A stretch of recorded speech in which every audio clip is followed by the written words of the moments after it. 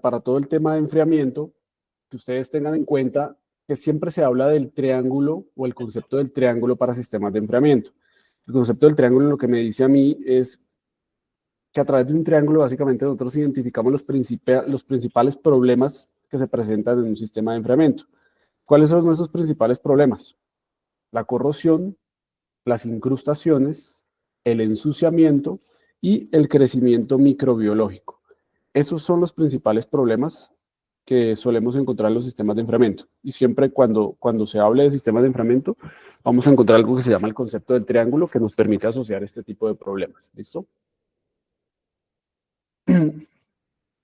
Los problemas que solemos encontrar en los sistemas de enfriamiento, como ya lo dijimos, aquí hay un cuadrito que está muy asociado a lo que vimos la vez pasada, cuando hablamos de sistemas de enfriamiento. Es respecto a estos tres problemas, incrustación, corrosión y microbiología, bueno, ahí incluimos también el de ensuciamiento, para sistemas cerrados de un solo paso y circulación abierta.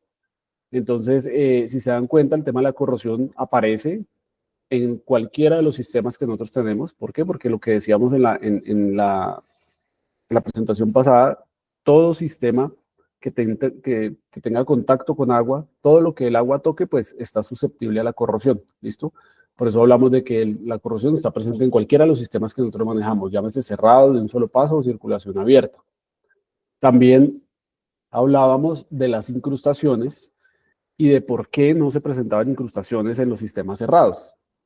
Creo que todos, no sé si, no estoy viendo al grupo, no sé si están los mismos de la vez pasada o hay otros chicos, pero alguien recuerda. Hay otras personas, pero pues continúa. Ok, listo. Bueno, de los que de pronto repiten de la clase pasada, de la presentación pasada, ¿alguien recuerda por qué hablábamos que no hay incrustaciones en un sistema cerrado?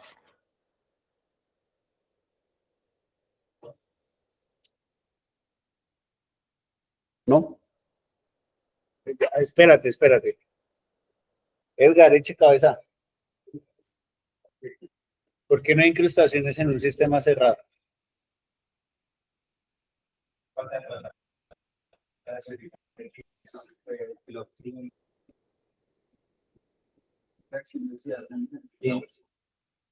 Hay una...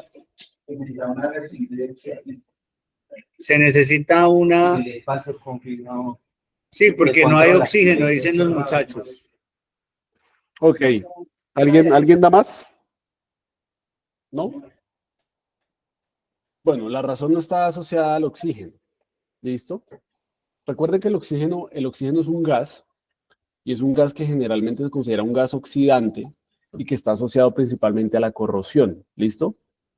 Pero como estamos hablando de incrustaciones, ¿sí? En un sistema cerrado habíamos hablado que no había incrustaciones, porque para que se produzcan las incrustaciones debe haber, digamos, un cúmulo de condiciones para que se produzca.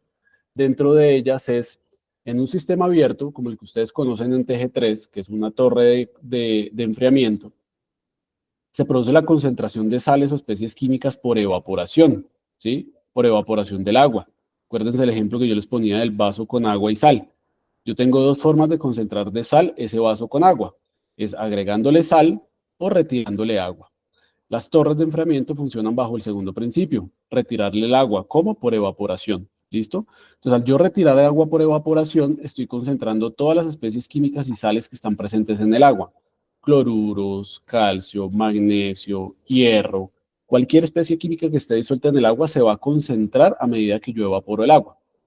Entonces, cuando llego al punto de máxima concentración de estas especies químicas en el agua, que ya no se pueden mantener disueltas en el agua, pues estas van a tender a precipitar y ahí es donde se me produce el fenómeno de incrustación.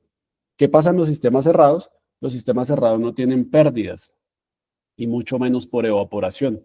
Entonces, al no tener evaporación, no hay concentración de especies químicas, ¿sí? Y al no tener concentración de especies químicas, pues difícilmente vamos a tener un proceso de incrustación o depósito. ¿Listo? ¿Claro? Y por último hablamos del tema de la microbiología, que también va a estar presente en cualquiera de los sistemas de enfriamiento, cerrado, de un solo paso o circulación abierta. Digamos que esos, tanto la corrosión como la microbiología, son de las que van a estar siempre presentes. ¿Listo? Para incrustación sí vamos a tener ciertos aspectos que van a ser, digamos, influyentes para que se produzca el fenómeno de incrustación. Para el control de la corrosión de incrustaciones, bueno, normalmente qué busca un cliente? ¿Qué necesita un cliente? Una máxima eliminación de calor en procesos de enfriadores e intercambiadores de calor, máximo rendimiento de su torre de enfriamiento, control de las incrustaciones en condiciones de alto estrés, reducción de uso de agua, aumento de ciclos, rendimiento de productos al 100%, cumplimiento medioambiental. Digamos que estos son como dentro de los objetivos generales que normalmente busca un cliente o se busca en una planta, ¿no? Entonces, entramos ya a revisar cuál es el mecanismo de corrosión o de celda de corrosión, principalmente en el acero carbono. ¿Listo? ¿Cómo funciona básicamente el proceso de corrosión en un metal? Entonces, aquí se describe por pasos. ¿Listo? Entonces, en el paso 1 dice, en el ánodo, el acero, ojo que de aquí salen preguntas del examen. ¿Listo? Entonces, esto es fundamental en la parte de corrosión. Entonces, en el ánodo, el acero comienza a descomponerse en contacto con el agua de enfriamiento y en combinación con el estrés local se da el paso o se da el paso de electrones. Ahí quedó como mal redactado. Se da el paso de electrones. ¿Listo? Paso 2. Los electrones viajan a través del metal hasta el cátodo. Paso 3. En el cátodo se produce una reacción química entre los electrones y el oxígeno transportado por el agua de enfriamiento que forma hidróxidos. Paso 4. El flujo de electrones en el agua de enfriamiento completa el circuito electroquímico de regreso al ánodo. Los iones hidroxilo se combinan con los cationes ferrosos. Paso 5. Se oxida el hierro de hierro más 2 a hierro más 3. Paso 6. Los pequeños iones negativos se difunden en el interior del depósito formado para intentar mantener la neutralidad de carga. La combinación de iones de hidrógeno y cloruro crean una condición altamente ácida que aumenta la corrosión del metal. ¿En qué se resume y se traduce esto? El proceso corrosivo se da con flujo de electrones desde el ánodo hacia el cátodo. Pregunta de examen. Flujo de electrones del ánodo hacia el cátodo. Otra pregunta de examen. Es decir, en el ánodo ocurre la oxidación del metal. En el cátodo ocurre un proceso de reducción. Recordemos de la química básica que el proceso de oxidación implica pérdida de electrones. ¿Listo? Por eso en el ánodo se produce la pérdida de electrones del metal y esos electrones que pierde el metal fluyen hacia el cátodo. ¿Listo? Y en el cátodo ocurre la reducción, perdón. ¿Sí? Recuerden que la reducción hace referencia a ganancia de electrones. ¿Cuáles electrones? Los que fluyen desde el ánodo hacia el cátodo. ¿Correcto? Entonces, en el ánodo ocurre la oxidación, en el cátodo ocurre la reducción. ¿Listo? Por ende, el metal empieza a descomponerse, a deshacerse o a tener pérdida de espesor en el ánodo, donde ocurre la oxidación. ¿Claro hasta ahí? Una pregunta, esto de el término del estrés, hay que, como sabes, la cantidad de trabajo para... ¿Lo escuchas, César, o no? Lo escuché muy lejos, le escuché que el estrés, pero no lo escuché bien. Dime la pregunta y yo se la igual. La necesidad del proceso, es una variable ahí que dice que el estrés, de acuerdo al estrés, pero lo que es que la necesidad de tener más caliente el agua o de acuerdo a la necesidad del proceso.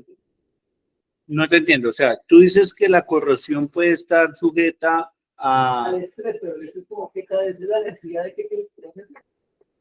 Que cuando te refieres al estrés, o sea, ¿a qué te refieres? ¿Me escuchaste, César? El mecanismo. Sí, ok, listo. Ya sé hacia dónde va la pregunta. Aquí solamente estoy explicando el fenómeno básico de químicamente cómo ocurre la corrosión. Más adelante vamos a ver cuáles son los aspectos que influyen en la corrosión y qué tipo de corrosión hay. Porque el estrés o desgaste de un material también influye en la corrosión. ¿Listo? Y me produce corrosión. ¿Cómo puedo tener estrés en un sistema? Pongamos el ejemplo de TG3, del sistema de enfriamiento en TG3.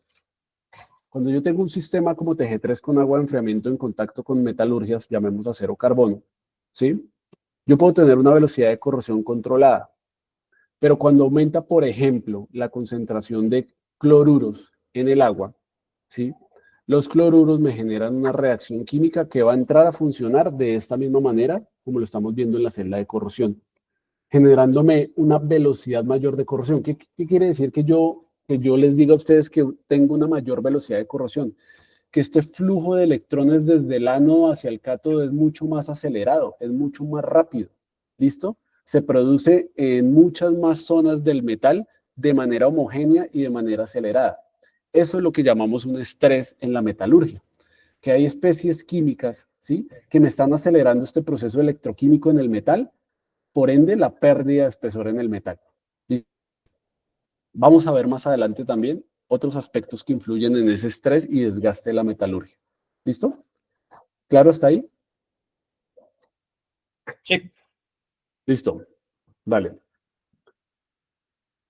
Seguimos. Entonces, como les decía, las principales reacciones de corrosión que tenemos son la reacción en el ánodo, que es la reacción de oxidación. Tenemos un metal, el hierro, que está en su estado de oxidación 0, y al perder electrones, el primero se oxida a +2, perdiendo 2 electrones, y luego a +3, pierde un electrón más, quedando en su estado total de oxidación, hierro +3. Y en el cátodo se producen todas las reacciones de reducción, es decir, toda la ganancia de electrones. Se reduce el hidrógeno, se reduce el agua, el oxígeno, ¿sí? Reducción del agua en presencia de oxígeno, y se producen todas estas reacciones químicas de ganancia de electrones. Básicamente procesos químicos que se dan en el agua para que se genere el fenómeno de corrosión. ¿Listo? Entonces, ¿qué es importante que ustedes tengan claro? El concepto. En el ánodo se produce la oxidación, en el cátodo se produce la reducción. Tipos de corrosión en el agua de enfriamiento. Entonces, generalmente hablamos de corrosión general por oxígeno, que me lleva a una pérdida uniforme de metal en una superficie. Cuando tenemos mucho oxígeno disuelto en el agua, sobre todo, por ejemplo, cuando hablamos de calderas, cuando hay mucho oxígeno disuelto, el oxígeno disuelto en contacto con el agua se vuelve un agente fuertemente oxidante, lo que hace que nos ataque, nos estrese la superficie, ataque fuertemente la superficie, y el desgaste en la superficie del metal pues sea mucho más rápido. ¿Listo? La corrosión localizada o ataque localizado se llama, es causado por una diferencia de concentración química que produce picaduras. ¿Listo? Más adelante vamos a entrar un poquito más en este tema. Tenemos también la corrosión galvánica. La corrosión galvánica es cuando se produce una corrosión, un fenómeno corrosivo de celda de corrosión como la que acabamos de ver, por diferencia de potencial electroquímico entre dos metalurgias diferentes. Eso es lo que llamamos corrosión galvánica. Corrosión por agrietamiento, donde hay efectos combinados de corrosión y tensión del metal, donde hay un fuerte estrés también, porque es que el estrés no solo por el agua, por especies químicas, sino por factores mecánicos o físicos también, ¿no? Velocidades del agua, altas temperaturas, todo esto, digamos, son factores también que generan estrés en un sistema. ¿Listo? Y daño mecánico, corrosión causada por erosión, cavitación, por ejemplo, las bombas, desaleación, hay un proceso de desaleación de dos metales por causa de la sustancia con la que está teniendo contacto, por el agua las condiciones del agua con las que está teniendo contacto, entonces se puede producir una desaleación. Entonces, todas estas formas nos pueden producir a nosotros un fenómeno corrosivo. ¿Listo? Entonces, dentro de la corrosión hablamos de la corrosión uniforme, ¿sí? Importante lo que vamos a ver acá, dice, si toda la corrosión se manifiesta como un ataque igual y uniforme sobre la superficie metálica y la extensión de la vida metálica y la extensión de la vida útil puede ser fácilmente determinada o el equipo puede ser proyectado con seguridad para una duración esperada. ¿Qué se busca? Nosotros generalmente con el tema del tratamiento químico buscamos que la corrosión que se presente en un sistema sea uniforme, ¿listo? Porque es la forma de llevar a extender o al máximo de vida útil de una metalurgia o de un usuario, ¿sí? Importante el concepto. La corrosión en un sistema nunca va a ser 0, ¿listo? Un tratamiento químico entra a ser una especie de protector y hacer una especie de control en las velocidades de corrosión. Pero tengamos en cuenta que todo lo que toca el agua está susceptible a corrosión. Entonces, nunca vamos a tener velocidades 0 de corrosión, 0 mpg de corrosión, nunca. Siempre vamos a tener corrosión en un sistema. Lo importante es poder tenerla dentro de un rango de control que nos permita llevar, vuelvo y digo, a su mayor utilidad, a su mayor vida útil a la metalurgia o a los usuarios que estén involucrados dentro del proceso. ¿Listo? Eso es importantísimo. ¿Y qué se busca? Que esa corrosión sea del tipo uniforme, ¿listo? Porque cuando nosotros tenemos presencia de corrosión focalizada o localizada o tipo pitting, que es exactamente lo mismo, son las formas en que se denomina, pues la corrosión tipo pitting es una corrosión que, como su nombre lo dice, es localizada, se da en puntos, en zonas puntuales de la metalurgia, avances de forma acelerada, por eso se conoce como pitting o huecos, agujeros, ¿listo? Y cuando esos agujeros empiezan a corroerse, lo hacen de manera acelerada, abriendo hueco, desgastando rápidamente el metal y dejando expuesto el sistema a una posible ruptura.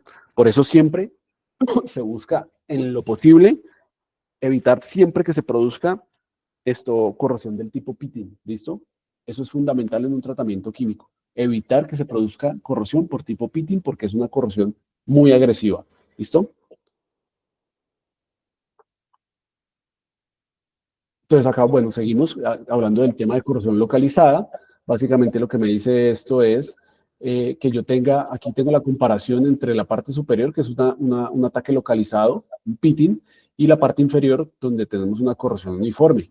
En esa corrosión uniforme vamos viendo una pérdida de metal, del espesor del metal, digamos, más uniforme, mientras que en la parte superior, donde es el ataque localizado, vemos esta pérdida de metal acelerada en puntos, se ven agujeros muy profundos, ¿sí? Esto, digamos que esto es como si fuera una vista microscópica de lo que pasa en la metalurgia, ¿sí? Y cuando esos huecos empiezan a ser más y más y más profundos, pues ahí es donde tenemos el tema de ruptura de las tuberías y cualquier equipo asociado, ¿listo?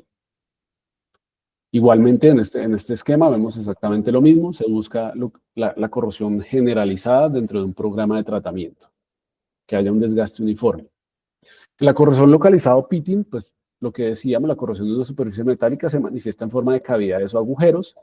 La disolución del metal se produce rápidamente en la cavidad, implica una ruptura por pasividad, la pérdida de metal se produce en un área pequeña en comparación con el cátodo y la reacción de corrosión es autocatalítica. Entonces, importante acá es que tengan en cuenta que es un proceso de corrosión muy acelerado y que a toda costa hay que tratar de evitar que se produzca este tipo de corrosión en un sistema. Aquí hay una fotografía, de pronto no se ve muy al detalle, pero pues la corrosión localizada es una forma extremadamente destructiva de corrosión, es muy agresiva. Eh, digamos que para que se produzca este tipo de corrosión, estos agujeros, es porque ya lo vamos a ver más adelante, para que se produzca este tipo de corrosión localizada deben haber también ciertos aspectos, ¿no? Que pueden estar asociados a microbiología o a depósitos, ¿listo? Para que se produzca este tipo de corrosión. Y debajo de esos depósitos o de lo que produce la microbiología, en esos puntos de corrosión, el pH llega a ser muy, pero muy bajo. Por eso es que es tan agresivo y digamos, hay una disolución muy rápida del metal. ¿Listo? Entonces ahí, como dice, ¿cuáles son las causas múltiples de este tipo de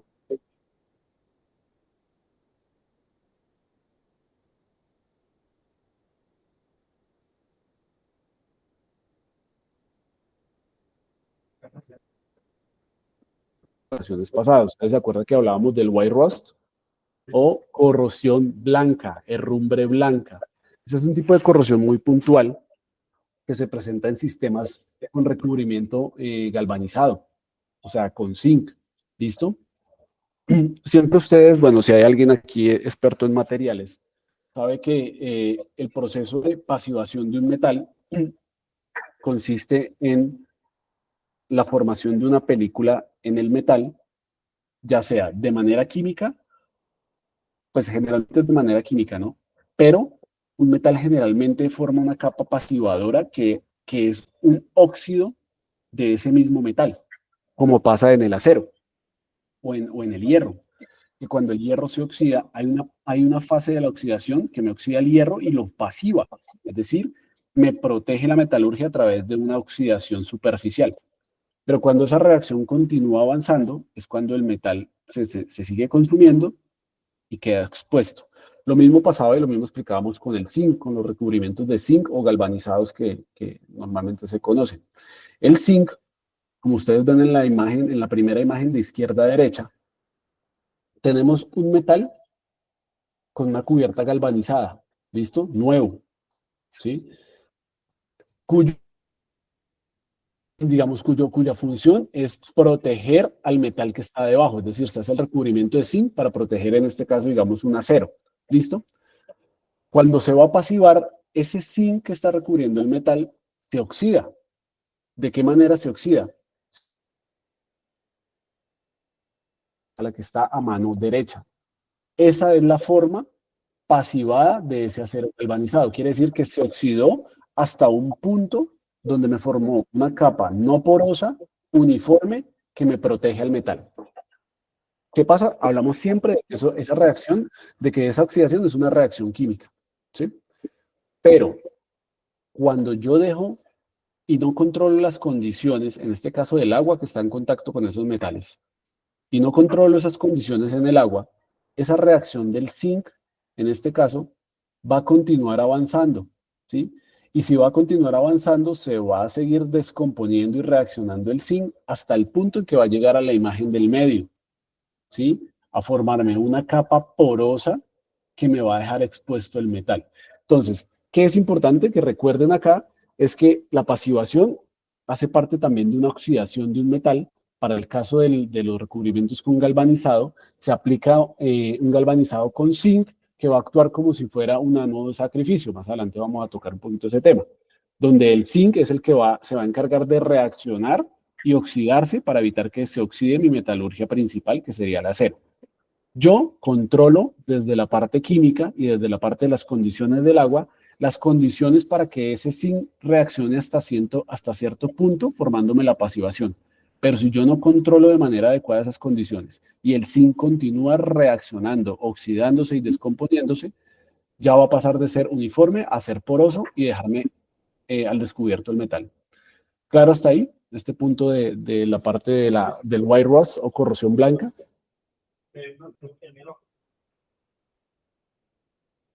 ¿Sí? ¿Alguna pregunta?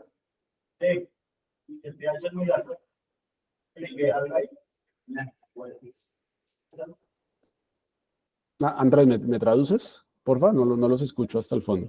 ¿Cómo es la pregunta?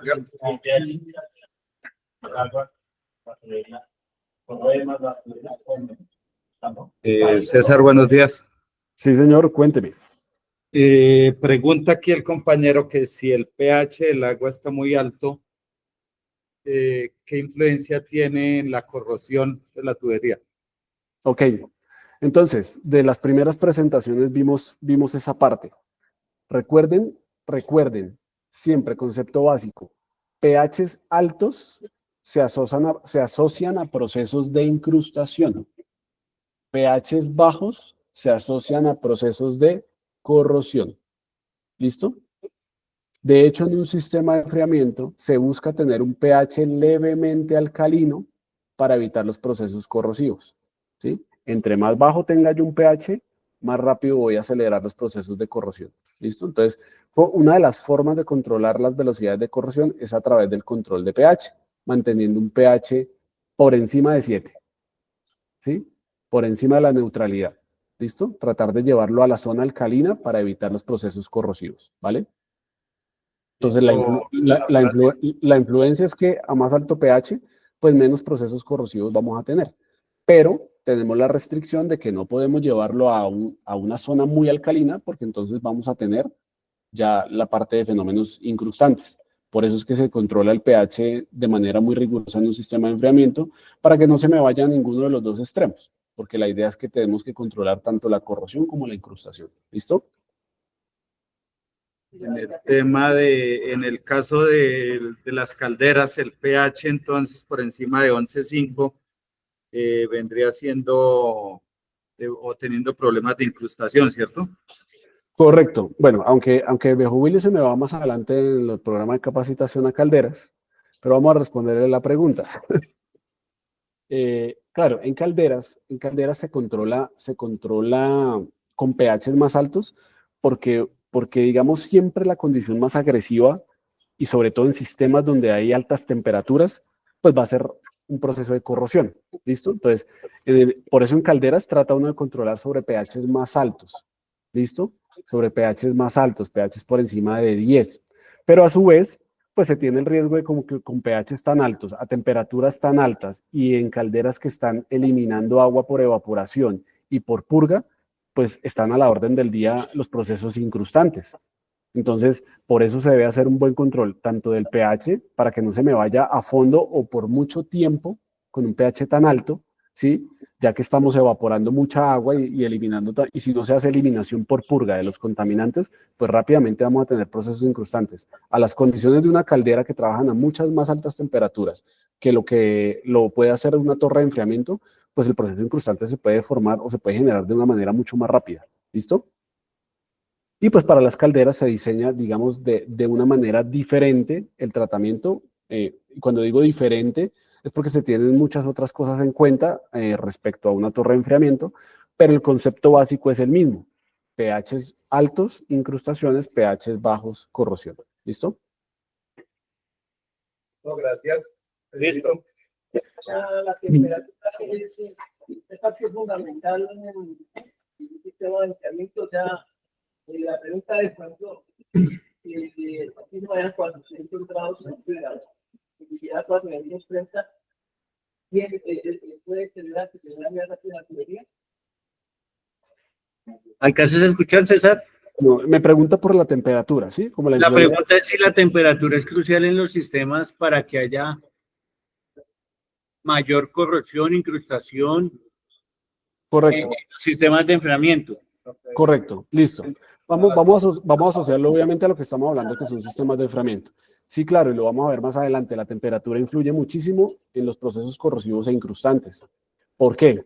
Concepto básico, la temperatura es directamente proporcional a la velocidad de corrosión.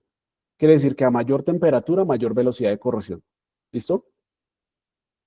Entonces, por eso cuando hablamos de sistemas de intercambio de calor, todo lo que esté asociado a procesos de intercambio de calor, altas temperaturas, pues están totalmente susceptibles a sufrir procesos corrosivos. ¿Por qué? Porque están en contacto con agua, que ya dijimos que todo lo que toque el agua es susceptible a corrosión. Y si a eso le sumamos un agente como la temperatura, entonces, pues estamos, digamos que, sumando una cantidad de condiciones para que esos procesos corrosivos avancen de manera acelerada. Entonces, la temperatura es directamente proporcional a la velocidad de corrosión. A mayor temperatura, mayor velocidad de corrosión. ¿Listo? Ahora, en el tema de las incrustaciones, lo que pasa es que no me quiero adelantar tanto porque en la próxima presentación, en la próxima semana, vamos a hablar al detalle de la parte de incrustaciones. ¿Listo? Pero hay un tema principal que es la solubilidad de las especies químicas o de las sales en el agua y cómo influye la temperatura para que se produzca o no se produzca. ¿Listo? Entonces, no me quiero adelantar, después, digamos, vamos a tocar muy al detalle ese tema. Pero para el tema de la temperatura, sistemas de enfriamiento y corrosión, ese es el concepto. Mayor temperatura, mayor velocidad de corrosión. ¿Claro? ¿Claro está ahí? Sí. Dale. ¿Seguimos o hay otra pregunta? Seguimos. Dale. Listo. Bueno, acá hablamos también de corrosión, fractura por tensión. Dice, bueno, para que se produzca este tipo de corrosión, se requiere la presencia de cloruros, sulfatos, alta tensión, esfuerzo residual en el metal, alta temperatura, lo que estamos hablando. Cuando hay, perdón, cuando hay de pronto en un sistema altas temperaturas, puntos calientes que se pueden formar, por ejemplo, en sistemas de generación de vapor, puntos calientes, esto genera un alto estrés en la metalurgia. Entonces se pueden empezar a generar fisuras en la metalurgia que sumadas a presencia de especies químicas agresivas como lo son los cloruros, como lo son los sulfatos, sumados entonces, hablamos de temperatura, de una especie química agresiva, agua en movimiento a ciertas velocidades. Todo eso empieza a generar un desgaste en el metal. ¿Listo? Entonces aquí podemos tener este fenómeno llamado corrosión por fractura o por tensión, que ya es tanto lo que soporta el metal fluyendo a través de su superficie que puede generar fisuras. ¿Listo? Y a través de esa fisura se forma una celda de corrosión que rápidamente avanza y termina de romper el metal. ¿Listo? Corrosión por erosión. También dice, bueno, la fuerza física aplicada a la superficie metálica por los sólidos en suspensión, burbujas o el propio líquido. Cuando nosotros tenemos presencia cuando a veces tenemos flujos muy turbulentos, cuando tenemos muchos sólidos en suspensión. No sé si recuerdan, en algún momento nuestro ITC Luis Fernando les comentó, por ejemplo en TG3, cuando no hacemos un buen control del material particulado en el proceso, este material particulado, fluyendo a la velocidad que fluye el agua en todo el sistema, empieza a comportarse como si tuviéramos una lija circulando a través de todo el proceso. ¿Y qué hace esa lija? Pues va desgastando el metal, va golpeando el metal, lo va básicamente lijando, lo va erosionando. ¿Listo? Entonces, todos estos factores empiezan a afectar en un tema de corrosión por erosión. Cuando no controlamos las condiciones del agua, hablemos estrictamente del tratamiento químico, cuando no controlamos todos los contaminantes del agua, acuérdense lo que vimos en la primera presentación sobre química básica del agua y los contaminantes del agua. Cuando no hacemos un buen control de todos los contaminantes del agua, ¿qué son los contaminantes del agua? Sólidos suspendidos, sólidos disueltos, gases disueltos. Cuando no controlamos todos estos contaminantes en el agua, pues vamos a empezar a tener cantidad de problemas y corrosiones, digamos, efectos de corrosión acelerados por causa de estos contaminantes. ¿Listo? Aquí vemos, esta imagen nos muestra cómo es el desgaste en varios cupones. Me importa que vean, pues, digamos, los del segundo hacia abajo, todos me muestran en diferentes tipos de cupón una corrosión generalizada, que es lo que se busca en un tratamiento. Vuelvo y digo, la corrosión nunca va a ser cero, pero lo que se busca es controlar esa velocidad y que la corrosión en la metalurgia sea uniforme. Y el primer cupón me muestra cómo se ve en un cupón una corrosión por pitting o corrosión localizada. Si se dan cuenta, las homogéneas o corrosión generalizada, pues nos muestra un desgaste de cupón muy homogéneo. Inclusive hasta el cupón suele verse un poco brillante porque la pérdida de espesor es muy mínima.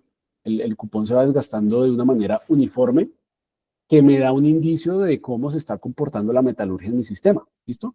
Cuando tenemos el problema como el primer cupón, pues eso sí realmente es preocupante y hay que entrar a mirar qué cambios tanto mecánicos, operativos, hablamos nosotros dentro del tratamiento químico de NALCO, hablamos algo que se llama el MOC, que es el diagrama mecánico, operativo y químico, en sus siglas en inglés, que es, digamos, el esquema principal para evaluar un tratamiento en un proceso, ¿sí? Es evaluar la parte mecánica, la parte operativa y la parte química, a ver qué puede estar fallando, que nos pueda estar causando un tipo de corrosión de este calibre, ¿listo? Factores que influencian la corrosión. Entonces, como decíamos, pH, ya me han preguntado por él, ya les comenté cómo influye el pH, la temperatura de la misma manera, las velocidades. Esto es importante porque cuando yo tengo un tratamiento y yo empiezo a notar que estoy teniendo problemas de corrosión, una velocidad de corrosión descontrolada, pero cuando yo voy y miro los parámetros de mi sistema, los que se monitorean a diario, y me doy cuenta que los residuales de producto están correctos, la aplicación de productos en general está correcta, el pH ha estado bajo control, no ha habido cambios en la temperatura, pero la corrosión está acelerada. Entonces ahí entramos a mirar un factor que es sumamente importante, que es la velocidad de flujo de agua en el sistema. Cuando tenemos cambios en la velocidad de flujo en el sistema y cuando pasamos de pronto de un flujo laminar a un flujo turbulento donde hay exceso de aire, hay burbujeo, esto me puede generar una aceleración en la velocidad de corrosión. O sea, una velocidad de corrosión acelerada y que ya no tiene nada que ver con otros parámetros que han estado bajo control. ¿Listo? Entonces, esto es importante también tenerlo en cuenta, que cuando hay cambios en la dinámica de flujo de un sistema, también podemos ver cambios en la velocidad de corrosión. ¿Listo? Otro de los factores que influye, la mezcla de diferentes metalurgias. Por eso rara vez se ve en un sistema que tenga mezclas o muchos materiales involucrados, porque esto nos puede afectar de manera directa o puede generar inmediatamente un fenómeno corrosivo, porque una de las metalurgias se puede volver rápidamente un ánodo y la otra actúa como cátodo y rápidamente empieza a haber una corrosión que llamamos galvanizada, que la veíamos ahorita al principio, por la mezcla de dos metalurgias. Ahora, ¿qué pasa? Alguien me puede decir, bueno, por ejemplo, en TG3 sí tenemos diferentes metalurgias, tenemos los tubos de Admiralty y acero carbón. Ok, es que la idea no es que no se puedan mezclar metalurgias. Lo importante es que cuando se mezclan metalurgias, sean metalurgias de alta resistencia o de alta nobleza para evitar que se conviertan en una celda galvánica y arranquen un proceso corrosivo. ¿Listo? Ya vamos a ver ahorita un poquito de eso. Otras cosas que influencian, pues los sólidos disueltos, especialmente cloruros y sulfatos, sólidos suspendidos, microbiología y configuración del sistema. Básicamente, hay parte química desde los sólidos, desde los contaminantes y parte ya, digámoslo así, operativa y física y mecánica, ¿no? Temperatura, velocidades, etcétera, que me pueden afectar la corrosión. Dentro de los contaminantes que hablábamos la vez pasada son los gases disueltos. Los gases disueltos son sumamente importantes en su control, sobre todo en sistemas de generación de vapor, son muy importantes, pero en los sistemas de enfriamiento también. ¿Por qué? Porque los gases disueltos generalmente me pueden, hablemos del dióxido de carbono, aquí tengo como ejemplos el oxígeno, dióxido de carbono, cloro, amonio, sulfuro de hidrógeno y otros. Para mí los más importantes, los más representativos y los que más se encuentran digamos, en muchos procesos, en muchas plantas, el oxígeno, dióxido de carbono y el H2S. Acuérdense que yo les explicaba en la presentación pasada que el H2S es un gas, ¿listo? Que se conoce como sulfuro de hidrógeno. Pero cuando ese gas se disuelve en agua, ya no es sulfuro de hidrógeno, sino se convierte en ¿ácido qué? Sulfídrico, ¿listo? Y cuando se convierte en un ácido, cuando hablamos de ácidos, pues lo que hace es bajarme el pH de la corriente de agua y por ende generarme un ambiente corrosivo. ¿Listo?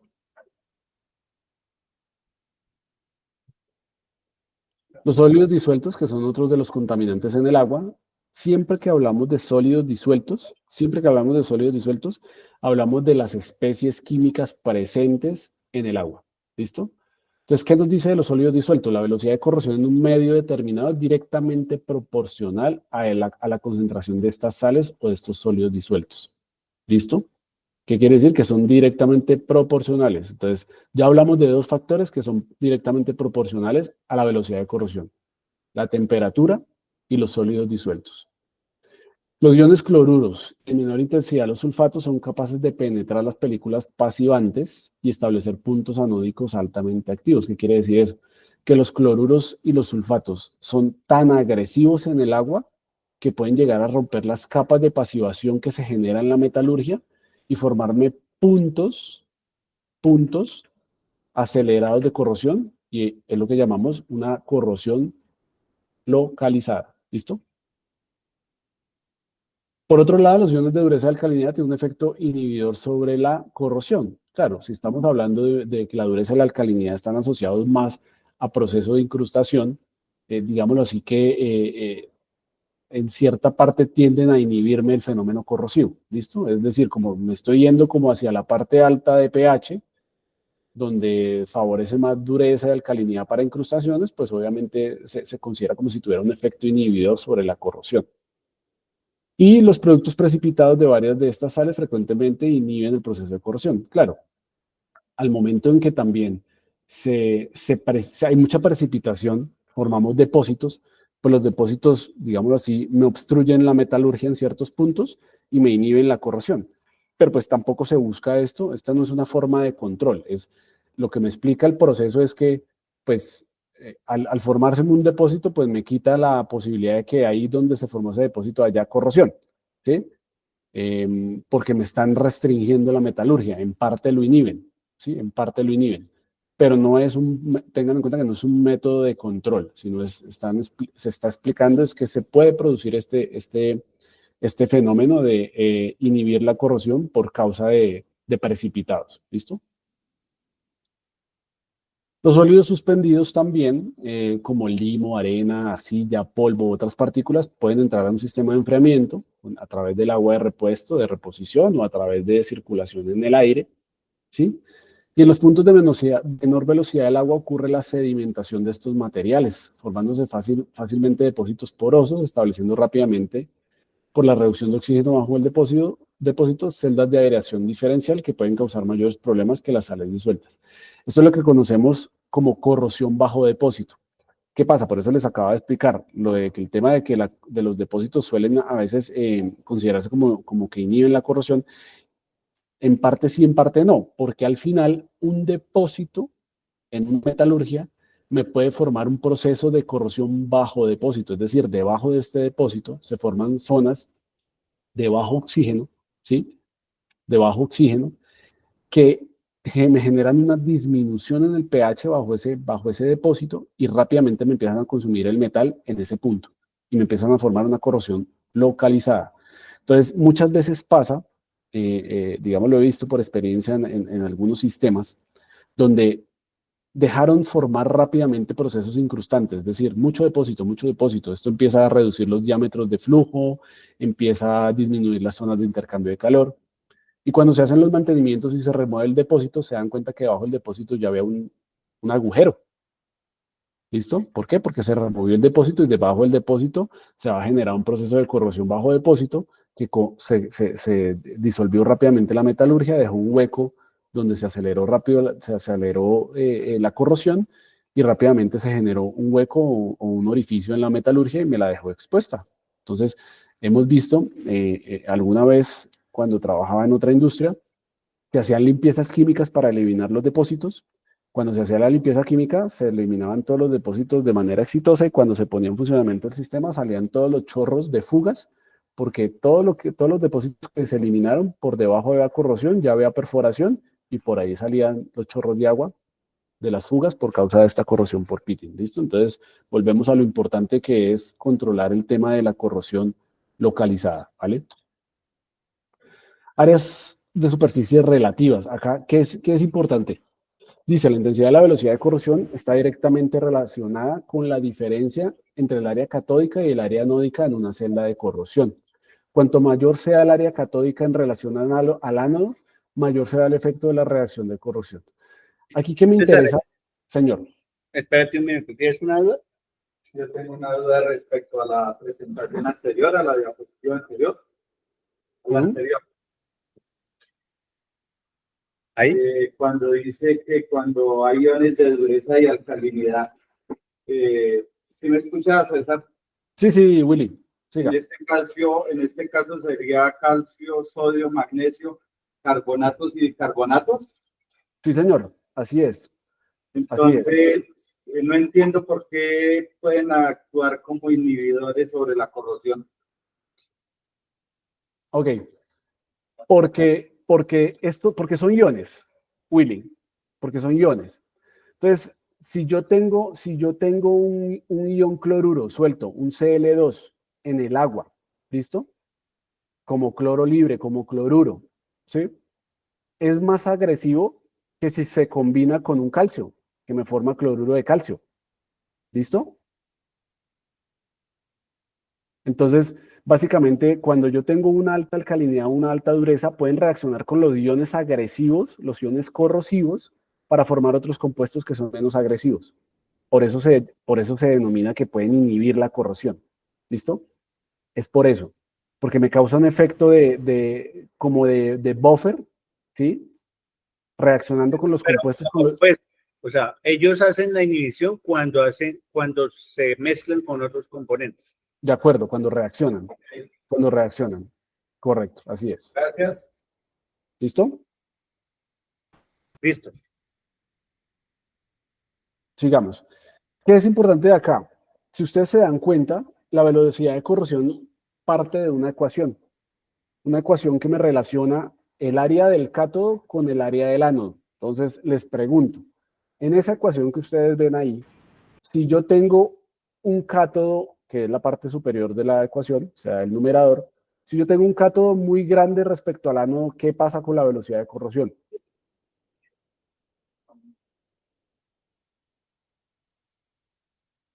Ahí dice, velocidad de corrosión es igual a área del cátodo sobre área del ánodo. ¿Qué pasa si yo tengo un área del cátodo mucho más grande que el área del ánodo? ¿Qué pasa con la velocidad de corrosión? Aumenta, dicen acá. Correcto. Si del cátodo, el área va a aumentar. Correcto. Si el área del cátodo es mucho mayor al área del ánodo, la velocidad de corrosión aumenta. ¿Listo? Y lo contrario, si tengo un área anódica o un ánodo mucho mayor que el cátodo, ¿Qué pasa con la velocidad de corrosión? Lo contrario, es menor. ¿Listo? Eso se tiene muy en cuenta al momento de diseñar tratamientos, al momento de, por ejemplo, instalar, como se hizo en TG3, un ano de sacrificio. ¿Sí? ¿Qué se busca? ¿Qué se busca? Que el área catódica sea mayor, perdón, que el área catódica sea menor que la anódica. Porque si tenemos un cátodo muy grande, se va a consumir rápidamente al ánodo. La corrosión va a ser supremamente acelerada. ¿Listo? Entonces, por eso suelen ponerse zonas anódicas o lo que llamamos ánodos de sacrificio, para que sean estos los que se consuman y no la metalurgia que queremos proteger. ¿Listo? Un ejemplo es el condensador de superficie De acuerdo. Sí, señor. del Turbo 3, que le metimos unas piezas de sacrificio en De las acuerdo. tapas. Yo tengo una De pregunta. acuerdo. Señor. Yo tengo una pregunta, es que poco a poco se ha ido, o sea, la presión nominal de ese condensador era 45 PSI. En este momento ya está reportando con 56 PSI. O sea, al subir esa presión, también se sube la velocidad del agua. La velocidad de flujo. Pero también Flujo. es bueno que sí. Al aumentar el flujo, ¿aumentaría yo mi rata de corrosión, César? Al aumentar el flujo, hay que mirar si aumentando el flujo yo estoy aumentando la velocidad también. Exactamente. ¿Sí me entiendes? Porque es decir, lo que te quiero entender es que si hay más flujo Yo de aumento agua, presión, o menos el flujo flujo de a agua. través de los tubos aumenta. Correcto. Pero hay que aumentar el de corrosión o el del desgaste de la tubería. Por eso, aumento el flujo a través de los tubos. ¿Eso Correcto. cómo impacta la corrosión? Aumenta. Recuerden que dentro de lo que vimos, temperatura y velocidad de flujo son directamente proporcionales a la velocidad de corrosión. Entonces, a mayor temperatura, mayor velocidad de corrosión, a mayor velocidad de flujo, mayor velocidad de corrosión. ¿Listo? Listo. ¿Listo? Sí. Es directamente proporcional, sí. Andrés, son las 11. No sé si ustedes tengan tiempo o ¿Cuántos slides te quedan de esta? vamos en el 22 de 34, 32, porque las dos últimas son de agradecimiento. ¿Y alcanzas Las a 10 cerrar en 10 diapositivas. minutos? Pues porque si no la podemos, lo que hace falta lo podemos empalmar con las incrustaciones, que de pronto no es tan larga para la próxima sesión, y no les metemos como tan acelerado el tema. Yo creo que en la próxima sesión las podemos... ¿Y alcanzamos a desarrollar la prueba? Sí, yo creo que sí. Más bien les damos 5 minuticos para la prueba. ¿Listo? Listo, la hacemos como que día que la hacemos en conjunto, ¿te parece? Listo, de una. Dale, yo ya se la envié a tu correo y al de Yo Gino. la tengo aquí impresa, entonces si quieres compartirla tú ahí. Listo, dame un segundo.